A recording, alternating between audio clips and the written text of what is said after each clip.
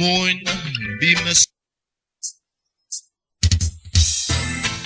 Dink no Lene Gita Dink no Lene Nugusun Neges Moin, Bemis Latel Alam Dink no Lene Zalalem Dink no Lene Gita Word and study the word, have pen and paper and got notes down.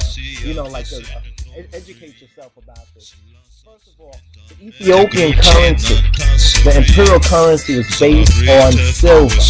Now when we say silver, we're talking about real silver and gold and other precious minerals and resources come out of Africa.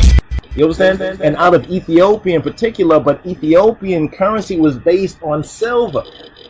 Up until 1974 and 75, it was based on actual real silver. It was based on something real.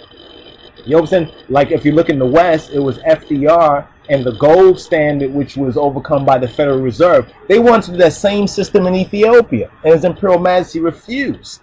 He refused to subject the Ethiopian currency to their globalistic world order. And so what they did is basically hatch this revolution, is basically put out the propaganda, send the fornicator Jonathan Dimbleby, you understand, the death seeker, you know, the vampire hunter, whatever like that, send him to Ethiopia. You understand, to film 2 provinces in Ethiopia, which, if you understand the history behind these 2 provinces, speaking of Tigray and Wollo, there was an internal rebellion going on in Ethiopia. Now, if you know the history of Tigray and Wollo in the northern area of Ethiopia, you know that they've been very much affected and defected by a lot of the propaganda. You see, if they can't get into your country, what they do is begin to circulate disinformation. They use the disinformation as a media. And that's what we mean, that it's a spiritual, it's a spiritual warfare.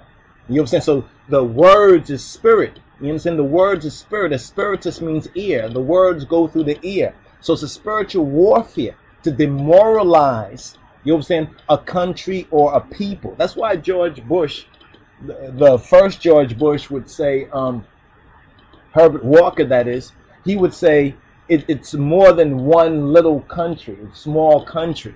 He was talking about Ethiopia. Because they understood that the neocons, as well as the neolibs, with this deal with the neocons, they had the opportunity once again to try to correct and reboot the matrix that His Imperial Majesty, you understand, was an obstacle to them. And not just His Imperial Majesty, but the works of His Imperial Majesty. Come on, 27 African nations. Kennedy says that. Kennedy says that at the railway station. And that was another reason that got his skull bored open, because of what he said in the position that he said. And then he found out about this secret societies which was already infecting his country. Who do you think put him up to that? The same one that put Eisenhower up on a military industrial complex. It was Haile Selassie I that warned Eisenhower about that. And when Eisenhower was going out of office, what did Eisenhower say? Eisenhower would warn about the military industrial complex. But if you go and you research the news and the history, look at the newspapers, Eisenhower himself says that His Imperial Majesty had taught him things that he should have known already. Eisenhower was taught about the military industrial complex by His Imperial Majesty. He was schooled on that. And he must have been shocked and amazed. Because here this Ethiopian emperor from halfway around the world, you understand, from a so-called small country, as they like to say, you understand, who had told him, a decorated war hero and veteran, about things which he should have already known about. And what does he do? He warned them in that famous speech that you'll see on some of the websites and around the YouTubes, where Eisenhower warned about the military-industrial complex. You know something? When did you first begin to see that piece of archival footage? That's why the footage is really so clear. Because they didn't show it more than the time that they first showed it.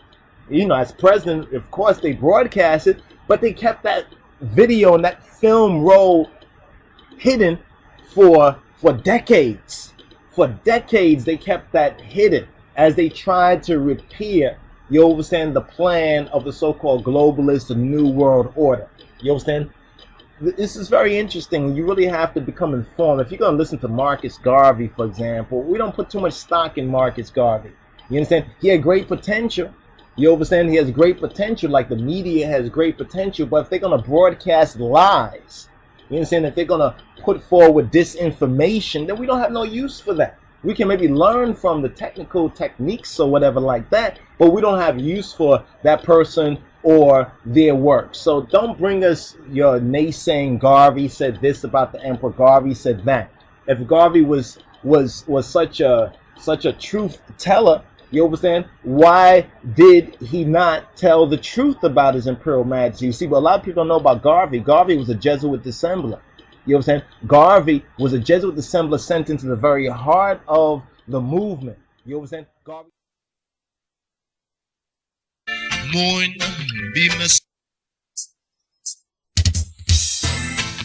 Dink no, Lene Gita, Dink no, Lene Nugusun Neges.